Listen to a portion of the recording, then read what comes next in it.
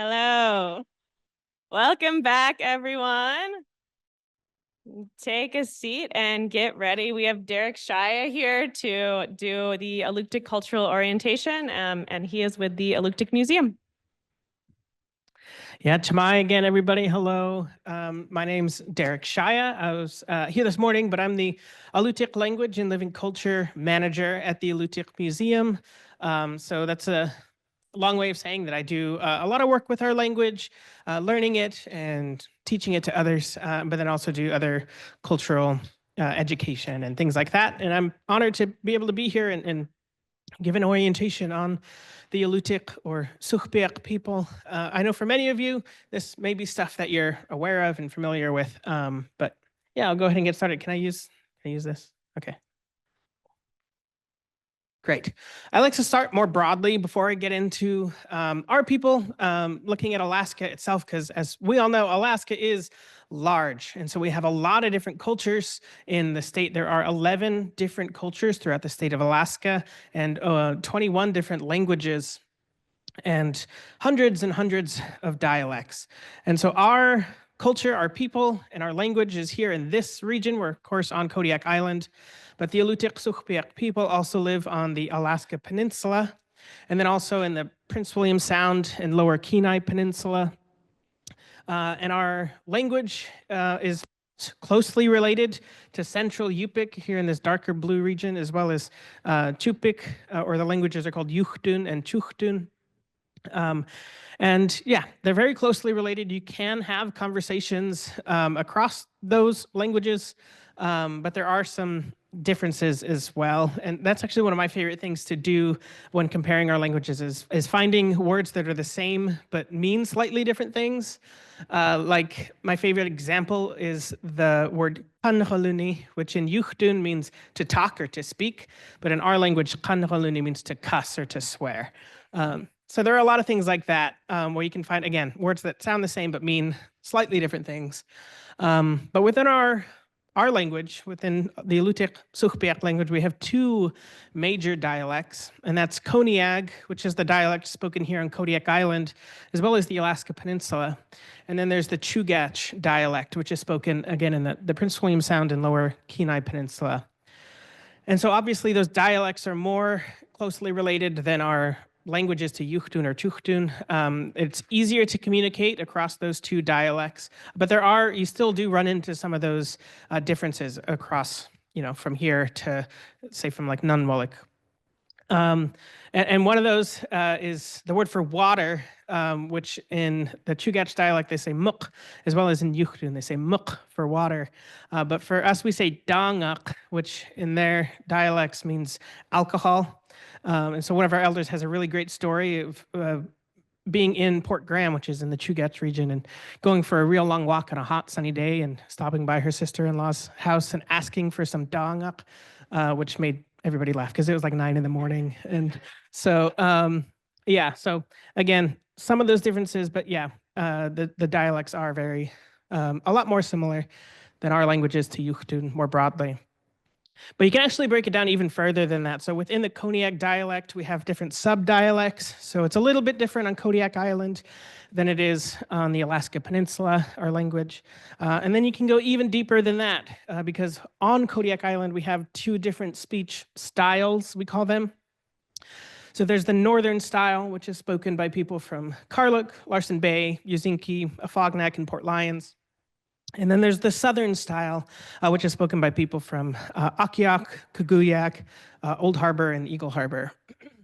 And again, they're like nearly identical, these speech styles. There's almost no barrier to communication between these two styles, but there are some minor things like the way a letter is pronounced, like the letter S in the northern style is more like an English SH, while in the southern style it's more like an English S sound. So minor things like that, but there are still some of those differences that we want to be aware of for the purposes of preserving how our language is. Our language, like other Alaska Native languages, is endangered. Of the Kodiak Island dialect, we have at most around 20 fluent speakers who are still with us today, and they live, not just here in town. There's a handful that live in Old Harbor, one, I believe, who lives in Yuzinki, and then a handful that live up in Anchorage as well. So they're not just here in Kodiak town, but they're spread out. Those 20 people are spread out in different regions. So it is, language revitalization is really important work, which is why it's, part of my job title. And a lot of the work that I do at the museum is focused around language because it's so dire and important that we, learn it. We also have a handful of dedicated second language learners, younger people like myself, who, spend time with the language on their day-to-day and are teaching classes and meeting with people, other learners and stuff like that. So I say 10 to 20 second language learners. I think that's a little bit higher when, since the pandemic, we've been able to do more distance stuff like via Zoom or Microsoft Teams that's been able to reach a larger audience than, just people who live here in town. So it's probably a little bit higher than that. But it's also a really hard number to calculate really well because we have a lot of different language programs in Kodiak and beyond. So we have, for a number of years, there was an Alutiiq language immersion preschool. There's classes in Kodiak High School for people to take the language and in Kodiak College.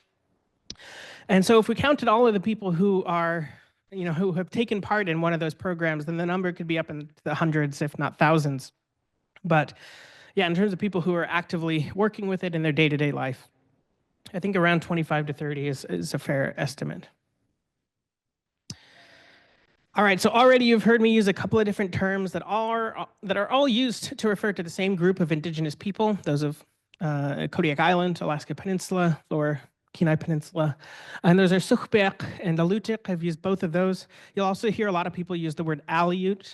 And so, all three of those terms are used by people from Kodiak. And so I want to talk a little bit about those terms and what they all mean. The first one here is Sugpiaq, and that's generally considered the oldest of these terms. And it's like root is like in our language. When you break it down literally, it means a real person. And just like for Yupik, Chupik, and Inupiaq, in all of our languages, those words mean real person. And we called ourselves real people, not because we felt that other people weren't real or anything, but because when you hear our stories and you listen to our legends, there are a lot of legends that deal with transformation and the ability of people like shamans being able to transform their shape from a human into an animal. And the same is true the other way around as well. There are a lot of stories of animals who can change into a human. So that could be like an eagle who reaches up and takes off their beak, and when they remove their beak, they transform into like a human form. And there are stories of like foxes who, when they take off their hide, become a person. And we don't have the ability to transform into humans. We just are humans. And so we called ourselves real people for that reason. The next word here is Alutiiq. Alutiiq is, the term that most non-native people are familiar with. Alutiiq, though, is a non-indigenous term. It was brought over during the Russian fur trade in the beginning in the 18th century. And as the Russian fur traders were traveling into Alaska, they brought this word Alutiiq with them. And they used that term and applied it to all of the native people that they met, whether it was in the Aleutian Islands, the Unangaq people, the Russians called them Alutiiq. Us on Kodiak, they called us Alutiiq as well. And even parts of Bristol Bay, the Russians used that word Alutiiq to describe the native people. And there are a couple different theories on where that term comes from originally. It's not, it's hard to know for sure, but one of the common theories is that it was a word used by a group of indigenous people in Russia on the Kamchatkan Peninsula, like the very, very far, like east part of Russia. And the Russians allegedly asked them, like, essentially, hey, if we keep going east, what will we run into?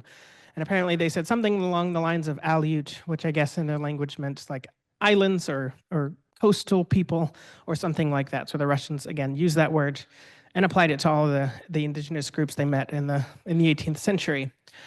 And over time, that word caught on in a lot of communities. So it has been used for a long time here in Kodiak, for instance. But when we say Alutiiq, that's the way that we say Alutiiq in our own language. And so, in English, you might hear somebody say, I don't know, I am Alutiiq and I speak Alutiiq. Because in the 1980s, this word Alutiiq has been used for quite a while in our language to mean Aleut, but in the 80s it started to get more used commonly as like an ethnonym, as a term to describe a cultural identity and that sort of thing. So it's really caught on since then, yeah, as an ethnonym. But like I said, all three of these are used by Native people here in Kodiak. Some people use them interchangeably.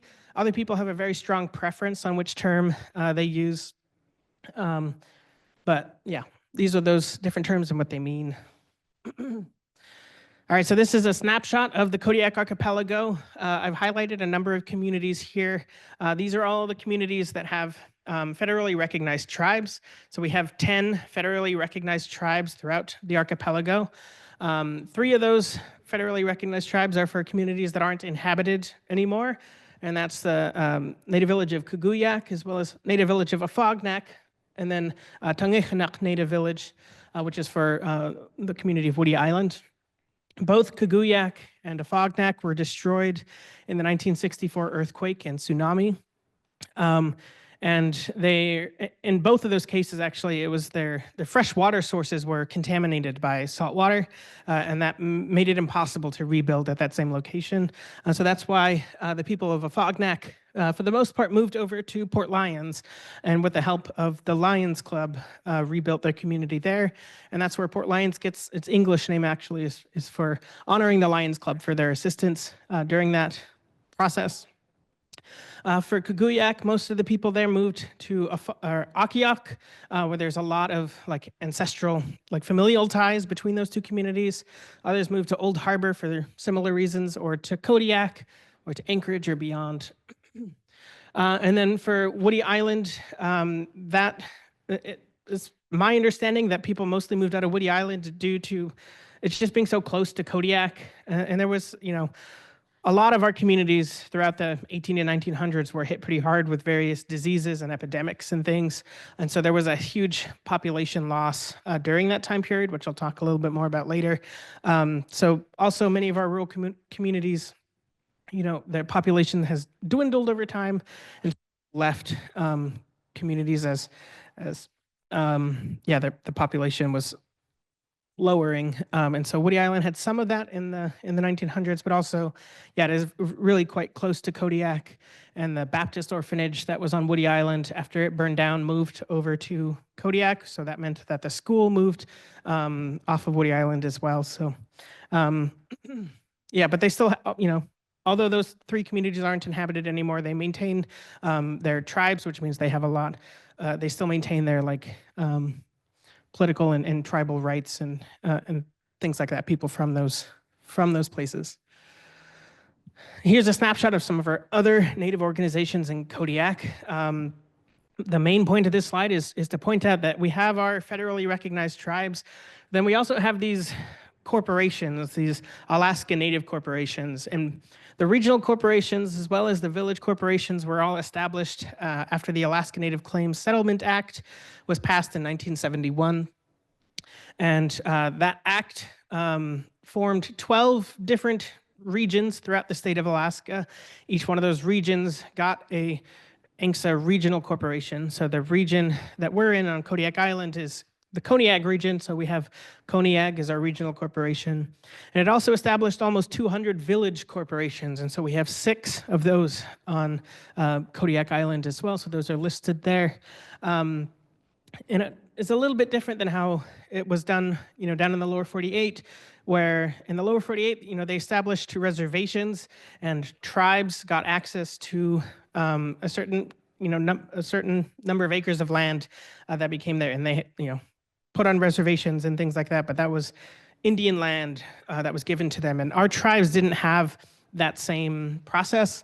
So our tribes don't have land rights in the same way that they do down south. So Alaska Native land went to these corporations as part of the passage of ANCSA, or the Alaska Native Claims Settlement Act. And that act was put into law because I believe it was in the 1960s when they discovered oil in northern Alaska, and so they decided that they needed to figure out like who owns what land belongs to Alaska Native people, and what land belongs to the state and to the federal government, and all of that. And so once that was settled, these corporations got so many millions of acres of land to select as theirs, and so they got rights to resources on that land. But yeah, went to the corporations rather than the tribes. The tribes have like jurisdiction over tribal members who are Native people who live in the regions of these tribes, like not the same as the Angsa regions, but like in the general vicinity, or who are descended from people from like what are called base enrollees of these, of the tribes. Again, it's very complex, very complicated. The main point is, again, to show that we have our corporations, our Alaska Native corporations, and then we also have federally recognized tribes. And they are not like directly affiliated with one another. They're completely separate entities that work together on a lot of different projects and serve a lot of the same people, but are also separate entities as well.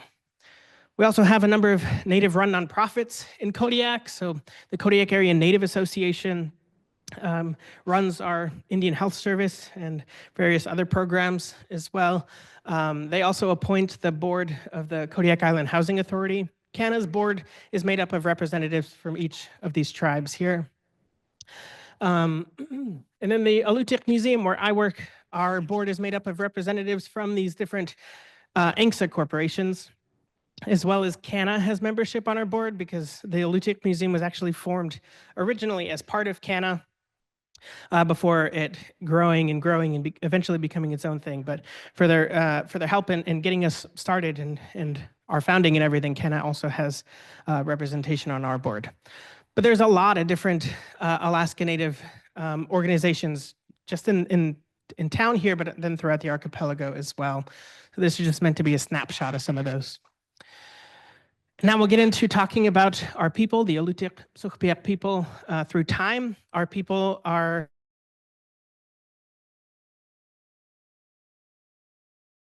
have been here in Kodiak for at least 7,000. I like to put that into perspective a little bit for people because that is a really long time. So I have some like major world events that have happened in that time. So the Great Pyramids of Giza in Egypt were built around 3,000 years after our people had settled Kodiak Island. The first European guy to set foot in North America was Leif Erikson, and that happened around 6,000 years after our people had been here. Of course, Christopher Columbus arrived in the Americas in 1492, but then the first European guy to set foot on Kodiak was this guy, Stepan Glotov, and that was in 1763. And so I also have a visual representation of that where this blue bar represents our people solely inhabiting Kodiak Island, and then this little red section being the time since Russian contact. So you can see it's a relatively short time period that we've had any sort of colonial contact, but it's also been a really influential time period in that there's been a lot of cultural change in things that have had to happen in that short amount of time. But with this 7,000 plus year history of our people being in the archipelago, our culture has changed and adapted over the years to fit the environment around us. And so archaeologists split these our history into different time periods. And again, it's all based on how people were living their lives. And we can get an idea of that based on the types of objects and artifacts that are found from these time periods. So the earliest of these eras we call Chu Mislat Pizuchtit, which means early hunters. And so we find a lot of objects that are geared toward like sea mammal hunting. This was a time right at the end of the last ice age. The earliest of this era was right at the end of the last ice age. That means that a lot of Kodiak's interior waterways, like lakes and rivers and things, were still frozen over, which means we didn't really have any like salmon runs or anything. So people's primary source of food were things like sea mammals, like seals and sea lion and porpoise and things like that. So the objects that are found during this time period reflect that, where we have a lot of these like chipped spear points and things like that. But eventually those interior waterways opened up, and that allowed more fish to come to Kodiak, and people, again, adapted to this change in our ecosystem. and started focusing more on catching fish. And so people started making nets out of these. These are net sinkers. So they'd make nets out of like bull kelp line, and they would build big like stone weirs in rivers and even some bays that would trap fish as the tide changed. And so then they could catch really large quantities of fish with relatively little effort. They didn't have to go very far to go hunting or anything like that. They could, they would start settling around river mouths and the mouths of lagoons. And so then they could basically step out of their front door and, catch a lot of fish, again, with relatively little effort. So this era we call Chumitlat Iqasuchsuchtit, which means early fishers. And yeah, we start to see a shift toward catching a lot of salmon. Beginning about 900 years ago, we enter an era that we call Angayukat Akichachtit Anguyatchili, or chiefs, traders, and warriors. And this is a time period where, as people are settling around those river mouths and lagoons, communities are growing larger and larger, which means you have more of a demand for like a rigid socio-political system. And so we start to see more class differentiation and objects that reflect different classes as well. So we'll find things like these are labrettes, which are like jewelry worn in the lip or in the chin and cheeks, that, again, kind of show people where you're at on that social ladder, but also tell people where your family is from, because they could be designed with various family designs and things. And so they would also wear different designs on their like clothing, again, that tell people where your family was from. You can get an idea of that with this second object. We call these incised pebbles or story rocks. And we actually don't really know why people made these incised pebbles. They're only found from like a really brief time period, from sites that are like 1,000 years old to like 600 years old. And we find quite a few of them in sites that date back around that time. But we don't know exactly why people made them. It's possible they were made to be characters in storytelling or as game pieces or something along those lines. But we do know that they are made to represent people. May be hard to see, I can't tell, but if you look, you might be able to see something that resembles like eyebrows and like a face kind of in the upper middle area. And then on the sides, something that resembles hair, or if you look more closely, they're actually made to represent beads, because you can see that there's like a longer piece and then a smaller piece and a longer piece. So it's some sort of headdress or something like that. And then there are chin tattoos and then something on the chest. And we believe that the design on the chest is made to represent family designs, because we know that on clothing, people would have designs on their torso that would change depending on what village or family you were from. And so we believe that design on the torso of this pebble is some sort of family design. But people also wore chest tattoos, and you can see that on this wooden doll figure. There's painted lines here, and we know that people, and especially women, would get chest tattoos when they got married. And so you can see an example of that on there.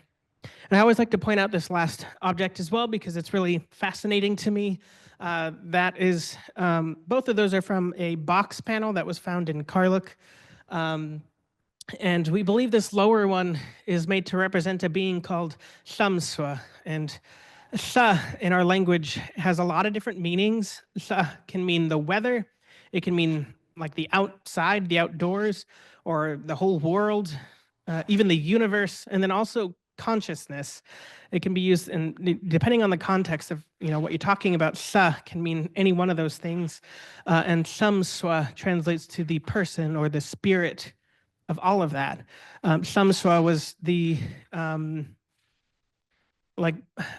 most important or most powerful deity or spirit in our old ancestral cosmological belief system. Our people believed that beyond this world that we're living in now, there were 5 different spirit worlds that different beings lived in. And so the one right after this one was a sky world that had the sun and the moon spirits living there, as well as all of the stars. People believed that the stars were essentially ancestors who like ascended into this second universe and became star people with this like one giant glowing eye, and they're all looking down at us from up above in the spirit world. And so each one of these circles on this box panel represents one of those universes or realms, and we know that each one of those realms had different beings that lived within them, and the fifth and final one is where Shamswa resided. And you can kind of see coming from Shamswa's eyes, there's these lines that are painted, and they're sort of penetrating through each one of those circles.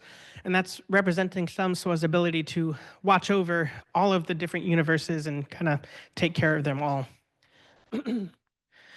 But that brings us into the Russian colonial period, which again began in 1763 with Stepan Glotov landing near Alutiiq. Alutiiq, for anyone who doesn't know, is at like the very southwestern end of mainland Kodiak Island, and it's actually the tiny little island right across from there.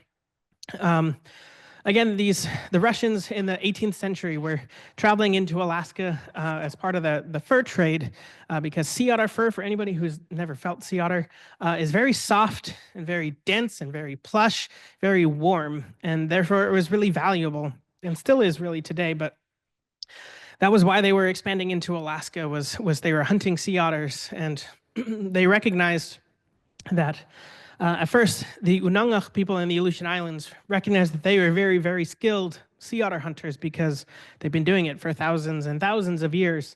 And when they reached Kodiak, it was the same thing. You know, our people were also very, very skilled sea otter hunters. And so the Russians, as a way to maximize their profits, enslaved Alutiiq, Sukhbiak, and Unangaq hunters to hunt sea otters on behalf of the Russian-American fur trading companies. And so, yeah, all of our hunters were enslaved throughout this time period, and were forced to hunt sea otters and give all of those furs to the Russian American Trading Company. But Glotov, was the first guy to reach Kodiak and set foot on Kodiak Island. His early interactions with our people, there's very limited report of how those went, but it sounds like they were, initially tried to do some trading between, Glotov and our people, but then not too long after he landed on Kodiak, he demanded hostages from our people to be given to, his ship so that they could take them back to Russia. And of course, our people were like, no, we're not going to do that. And then planned a series of attacks against Glotov and his crew. And so there were, I think, around 3 attacks from our people against Glotov where nobody was reported to have died, but it did force Glotov to retreat from Kodiak Island, and he went back into the Aleutian Islands where they had already established, outposts and things. And then 20 years after that interaction is when Grigory Shelikov arrived in Kodiak Island in 1784. And Shelikov, was successful in establishing the first permanent Russian settlement in Alaska here on Kodiak Island. That was at 3 Saints Bay, which is just west of Old Harbor. And he also led the Alutiiq massacre against our people. And this is really one of the darkest events in our history, where Alutiiq is the name of a refuge rock. And these refuge rocks were used throughout the archipelago, not just, in this one location, but refuge rocks were places where people would retreat to during battles. Much of the war that was happening during this time were like raids against villages for resources or for taking people hostage and as war captives. And so the way that would be, you could counteract that by removing their ability to take your hostages if you weren't in the village when it was being raided. So people during raids would go wait out on these refuge rocks. And they are small rocky islands that are really difficult to access if you don't know how to access them.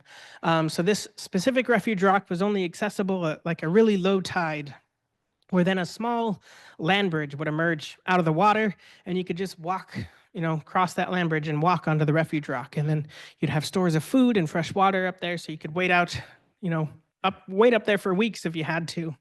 And if it wasn't a really low tide, then the only way to get up on top would be to climb the cliffside, and that left attackers vulnerable to being shot with bows and arrows or having boulders pushed onto you or things like that. So for that type of warfare, they were really effective and, like I said, were used throughout the archipelago. But Shalikoff learned the location of one of these refuge rocks, the one that we call Alutiiq today, and went there with his crew and again demanded hostages from our people. And again, our people refused. And it was at that point that Shalikoff told his crew to open fire on the refuge rock. And of course, our people had never seen cannons before. And so they had no way to defend themselves against an attack like that. And it's thought that somewhere between 300 and 500 Sugpiaq people were killed at this one event. And thousands more were taken as hostages at that point. And it was right after that event, pretty much, that Shalikoff started the construction of the Three Saints Bay settlement. And that was really the turning point of control of the island, going from being stewarded by indigenous people to then being controlled by these Russian fur traders who set up, outposts throughout the archipelago for the sake of, enslaving our hunters and controlling our people. This time period also saw the consolidation of our communities. At the time of Russian contact, our archaeologists believe there were over 60 villages throughout the archipelago, which means basically every bay in the archipelago had at least one village. And our communities were consolidated, one, for the purpose of control. It's much easier to control a population if they're not spread out in 60 different places, but down to just 8 or 9. But it was also due just to the sheer amount of people who died in this time period. You had the Alutiiq massacre, but Russians also brought new diseases with them that our people had no immunity to. And when you enslave an entire population of hunters, that means that there aren't any hunters left to provide for communities. And so there are accounts from like Russian clergy members and things talking about entire communities that are just wasting away due to starvation. And it wasn't just men that were enslaved for the hunt. Women were also being enslaved to make like clothing and things for the hunters and for Russian officers and things like that. So in a lot of cases, there were really just nobody left who could provide for individuals and for families or communities. And so thousands of people died of starvation as well. Again, our archaeologists believe that at the time of Russian contact, there were over 10,000 Alutiiq people living in the archipelago. And by the time the United States purchased Alaska in 1867, there were fewer than 2,000 Sugpiaq people in the archipelago. So that's, around 80% of our population who died in this 100-year period. And that's, again, another reason why our communities were consolidated, because there were just a lot fewer of our people than when the Russians first got here. This was also the introduction to Christianity for our people. Russia, as they were expanding, it wasn't just about expanding their territory, but spreading their cultural influence as well. And the Russian Orthodox Church is a big part of that. And so Shalikoff in the Three Saints Bay settlement claims to have converted like 40 people, I think, in the few years that he was in Alaska, but constantly wrote back to the Russian government requesting that they send a proper mission to Kodiak so that they could have baptisms and proper services and have things that only clergy can do for the church. And so eventually that happened.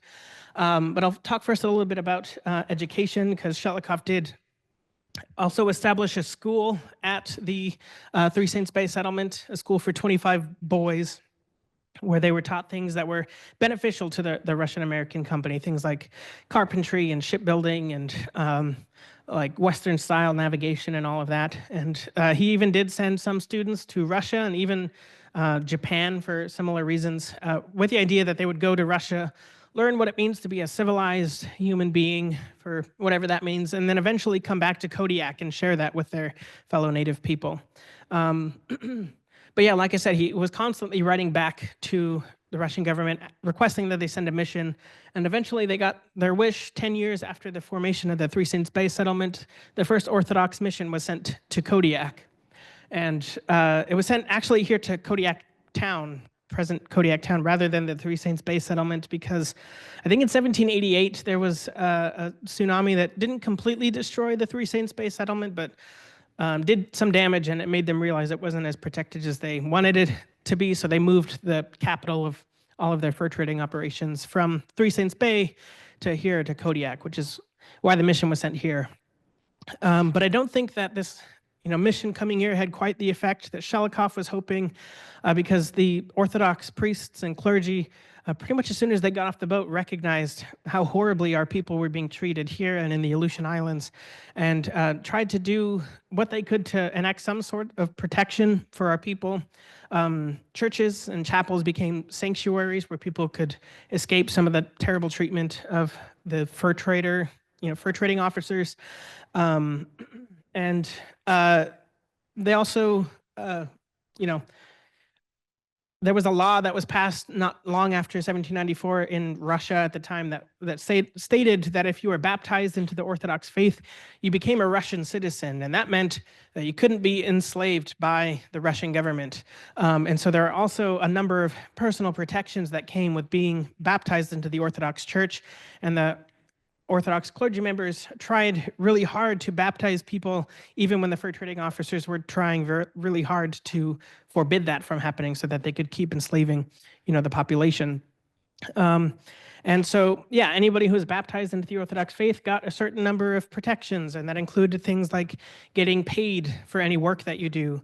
And so they not like all of the hunters were suddenly being paid a livable wage or anything, but it did provide some, protections against that horrible treatment.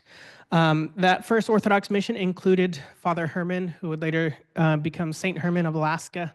And he started a school here in Kodiak, and he, along with some other clergy members, actually learned our language and created the first writing system for our language, because our language, like other Alaska Native languages, was an oral language, which meant that all of our stories and history was passed down by word of mouth and with, the help of things like artwork. But we didn't have like an alphabet and a writing system or anything. And so the Russian Orthodox clergy, so that they could better educate and teach about, the scripture and all of that, created an alphabet. And so this is a screenshot of a textbook using Cyrillic characters, but teaching Alutiiq. So this first page is the names of the months, which are taken from Russian and adapted into our language. And then also counting the numbers 1 through 11 are listed here in Suhtstun, in our language. Father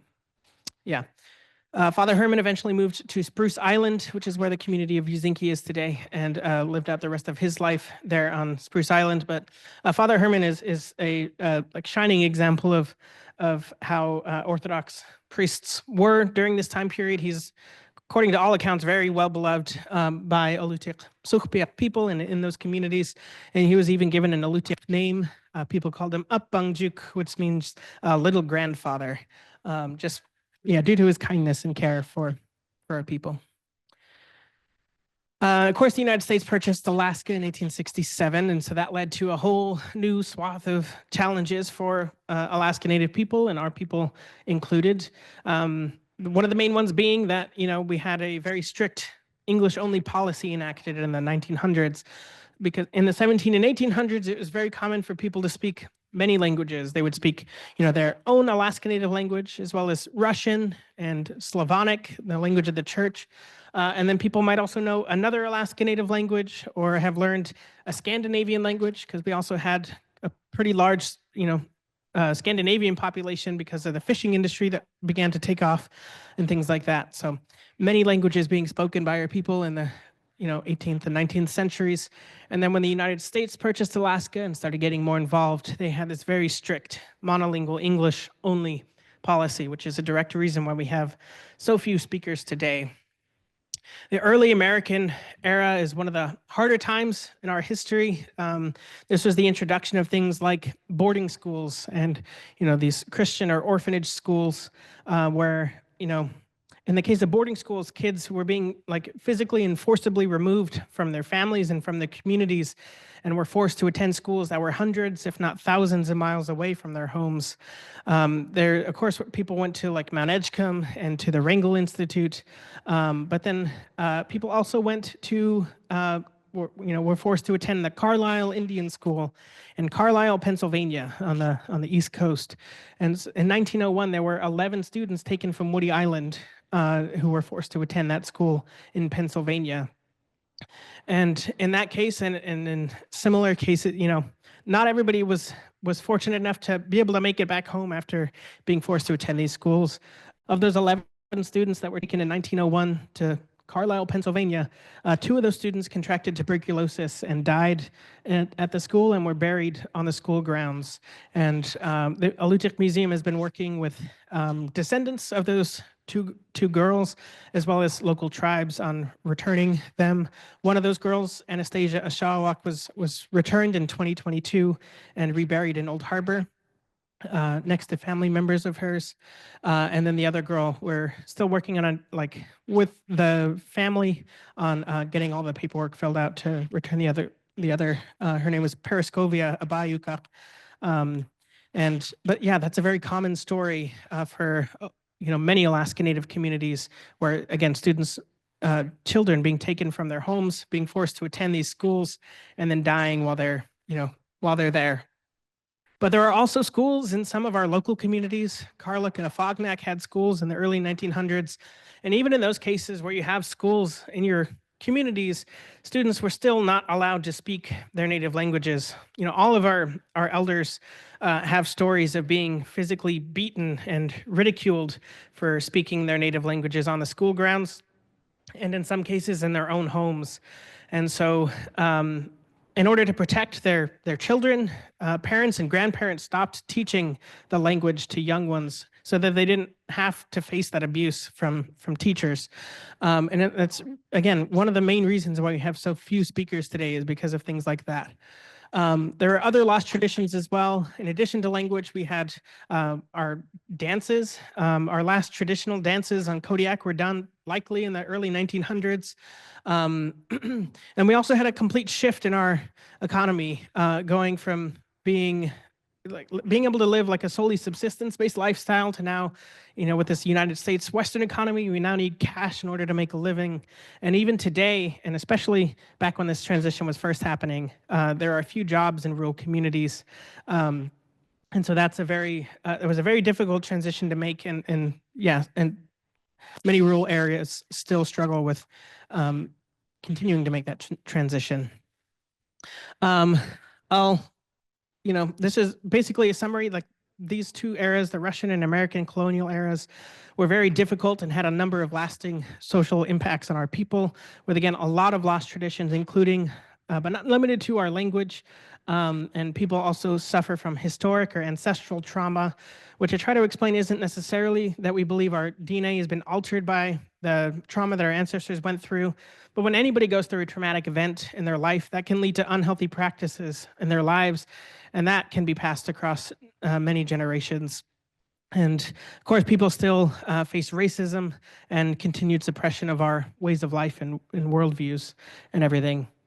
But we don't necessarily consider ourselves to be in a colonial era anymore, but in an era of cultural renaissance, where now we're able to be, Alaska Native people and be proud of that, whether that's by speaking our language in public, or having our land rights recognized by the state, or dance being a really strong tradition of ours today, where there's the Kodiak Alutiiq dancers, but there's also dancers in many of our rural communities as well. Akiak and Old Harbor and Uzinki and Port Lions, they all have very strong dance groups, that are made up of kids in the schools now, and it's just really awesome to see. And that brings us nicely into some of the work we do at the Alutiiq Museum, where our mission is to preserve and share the heritage and living culture of the Alutiiq people, which we do through celebrating heritage through living culture. And it's this idea of living culture that we really try to emphasize at the museum, because as a museum, we get a lot of people who just assume that the Alutiiq people mustn't be around anymore because the stuff's in a museum. But that's why we do so much other kinds of work as well. And I want to honor our board members real quickly, because our board, like I mentioned earlier, is made up of representatives from each of the INCSA corporations, as well as CANA has representation on our board. We have 2 at-large members who are Alutiiq Sugpiaq people who don't necessarily represent a specific organization, and then Rita Stevens, as well as an emerita member. But our board is, all of their service is entirely volunteer. We don't pay our board, and so we're really grateful to all of them for guiding us in the work that we do. Like I said, we do a lot of different kinds of work at the museum, in addition to just being a museum. We do our own original research that includes like some of the work I do with language work and cultural studies. We take care of cultural resources through archaeology, right? Going up and doing excavations, but also doing surveys of the land and making sure that sites are being protected where they're at. And then educational programming, presentations like this to teach people about, our people and our programs and things.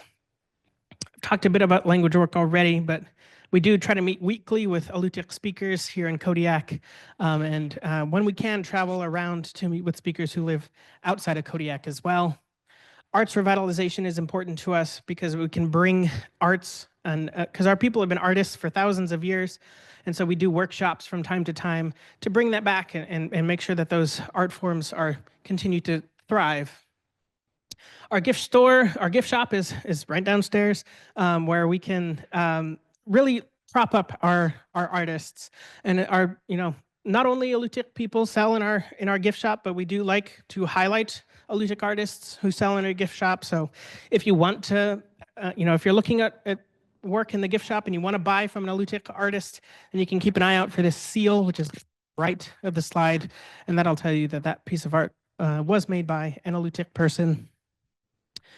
You can also find publications, which is another big part of the work that we do that allows us to really dive deep into topics, because there's a lot of information here, but it's all very surface level. So we have a number of publications that you can purchase from our store. In many cases, we also have free digital versions on our website, which is alutiiqmuseum.org. Of course, we are closed. Our main museum is closed right now, but we are having a grand reopening on May 22nd from 4 to 8 p.m. So if you're around, it'll be a lot of fun with a lot of, we'll just have a big party. But our renovation, we're able to nearly double the size of both our gallery and our collections vault to care for more objects and tell a much broader story of our people. And we also added a room as well to be able to host workshops and presentations like this. This is our website. If you'd like to learn more, please visit alutiiqmuseum.org or alutiiqmuseumstore.org to shop online. But that's all the time that I have. Kuyana Sinaka, everybody, for having me and learning about our people with me. Yeah, thank you.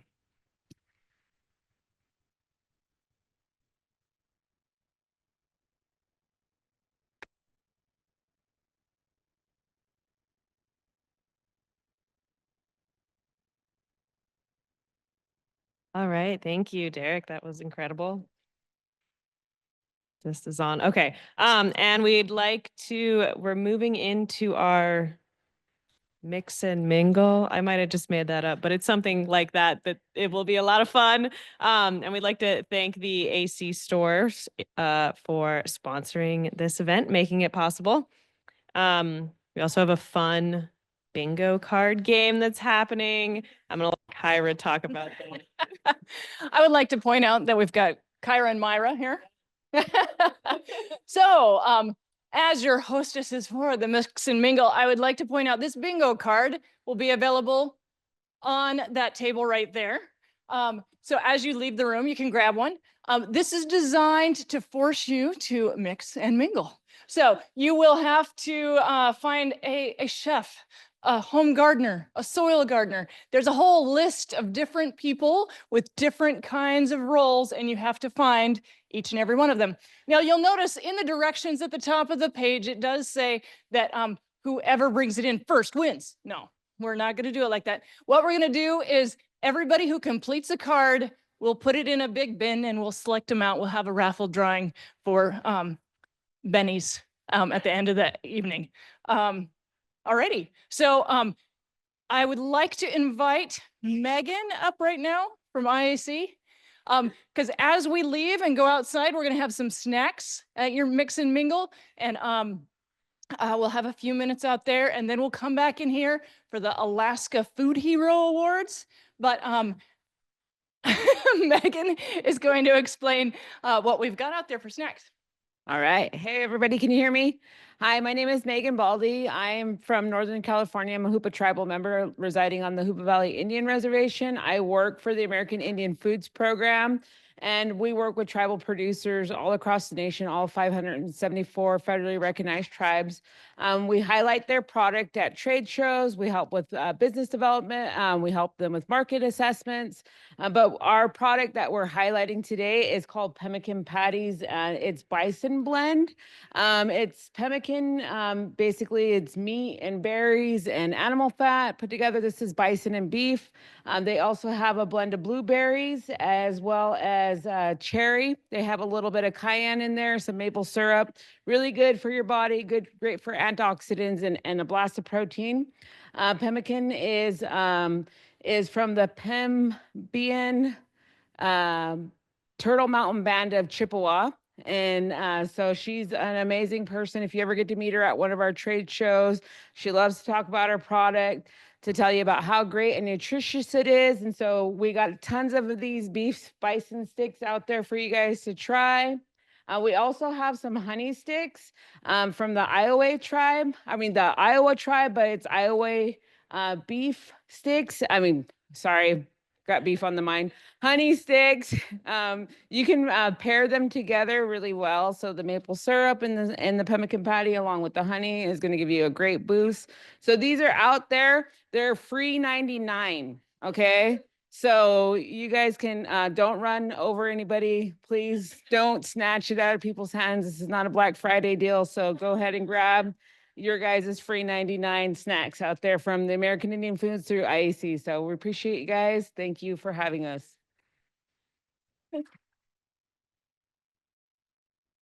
Thank you very much. And we'll see you back in here at 4:30.